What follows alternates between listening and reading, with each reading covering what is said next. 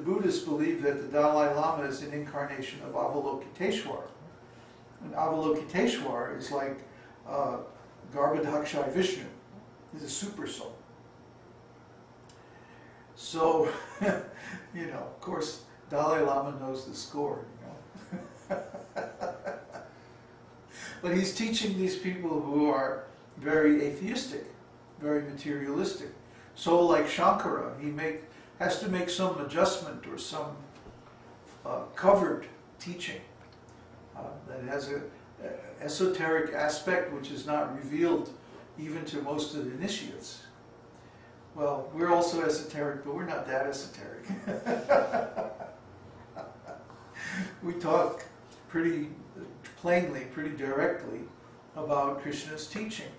And Krishna's teaching is that this material world is not real, or at least in the way that we see it, it's not real. We are not seeing the reality. What we are seeing is a reflection of our senses. And of course our senses are like animals. Animals, their senses are adjusted so that they can survive. They know how to find food, they know how to find shelter, build their nests, raise their young, and so many things. By instinct. So by instinct, they do all their activities. Now the human being doesn't have much instinct, but the human being has tremendous capacity for learning. The problem is, most of our learning is done by materialistic people. Most of the teaching that we get is from materialistic people who would like to exploit us. Therefore, they don't give us the whole truth. They don't give us the real knowledge, the real history of the world, or the real origin of knowledge.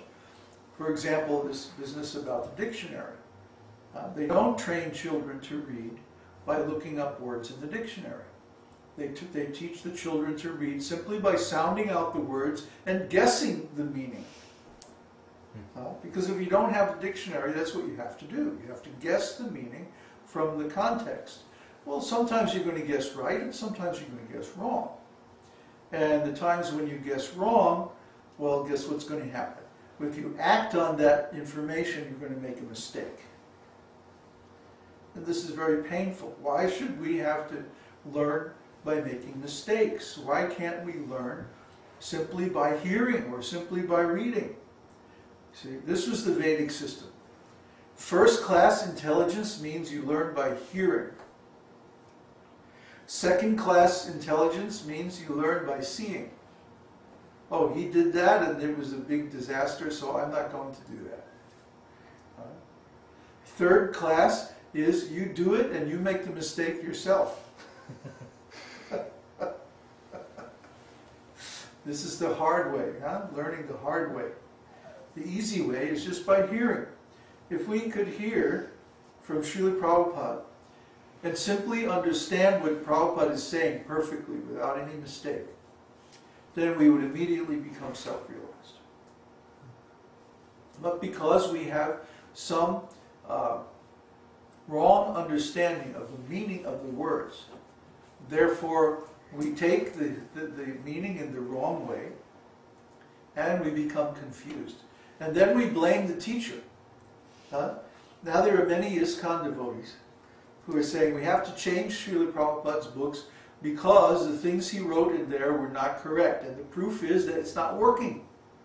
Prabhupada's Gurukula system, for example. Now they're saying, oh, there were so many problems in the Gurukula, and this is because Srila Prabhupada's Gurukula program was imperfect. There was some mistake.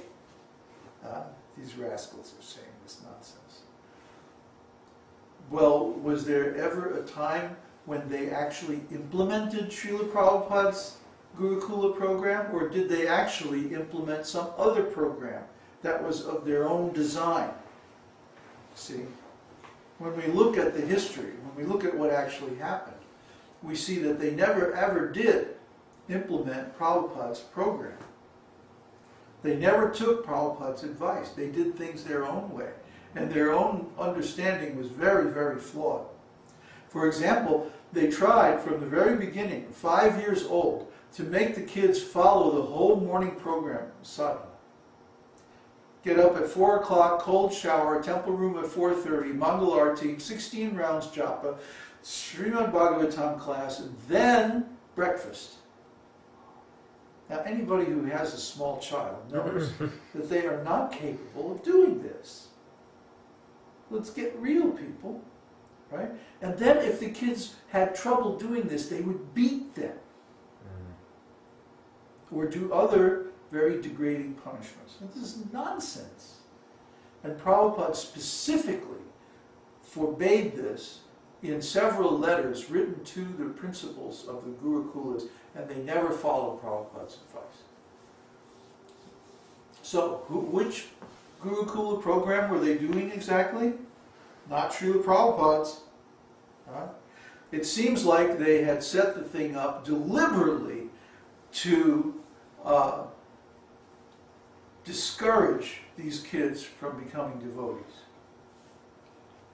I mean, they could not have done a better job of making the kids sick of Krishna consciousness forever.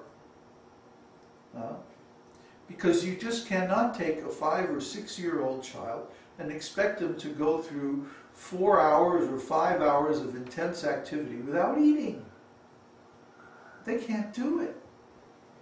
Or chant 16 rounds. I mean, a young child that doesn't have the concentration to chant 16 rounds. They barely have the concentration to chant one mantra, you know. So these things have to be developed gradually at their own pace, and if you push, you will damage the child, and this is exactly what happened. So these rascals, now they want to blame Srila Prabhupada for their failures, but nobody who knows Srila Prabhupada will accept this. But if this becomes policy, if this becomes the accepted instruction in ISKCON, then there's just one more offense to Srila Prabhupada that they will be propagating.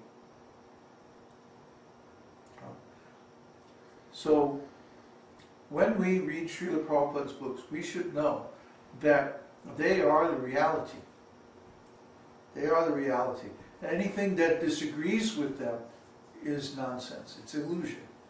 It's ignorance. And it will lead to disaster. So here's another example. Prabhupada's standards of no illicit sex within ISKCON. And the way he defined illicit sex is that sex life, which is performed not for creating a Krishna conscious child, but whimsically by our own desire or our own understanding. Well, what does it mean to create a Krishna conscious child? It means garbhadhan samskara. Garbhadhan samskara. Garbhadhan samskara is the first of the 7 essential samskaras, or Vedic ritualistic performances in the life of the human being. The next one is birth samskara, and the next one is name giving, and the next one is giving grains, and then initiation, spiritual initiation, and finally sannyas, and then death ceremony, shraddha, and like that. So there's 7 ceremonies that are essential in the life of a human being. And of course, if you miss the first one, then all the rest are going to be very difficult. So the actual standard of no illicit sex, which we have to follow for initiation, means that we only create children by the Garbhadhana Samskara. Garbhadhana Samskara means that the couple, they first of all, they pick an auspicious date and time, consultation with a qualified astrologer. And this should be at the height of fertility of the woman. And then they, on that day, they both chant 64 rounds at least of their initiatory mantra. They should both be initiated, of course, well before this. before the marriage even. Then they hold a festival. They invite the Brahmanas and Vaishnavas. There's Sankirtan. There's different offerings. There's charity given to the Brahmanas. And there's a big feast, prasadam distribution. Everyone is satisfied as far as possible. And then at the auspicious time, the proper tithi, the couple goes into the marriage chamber and they create the child. You see? And when this is done, then there doesn't need to be anything, you know, terribly secretive and all like this. It's all very understood what is going on, and everyone is very happy because there has been devotional service, prasad distribution, and so on. Srila Prabhupada was a product of this system. Srila Bhakti Siddhanta was a product of this system. See?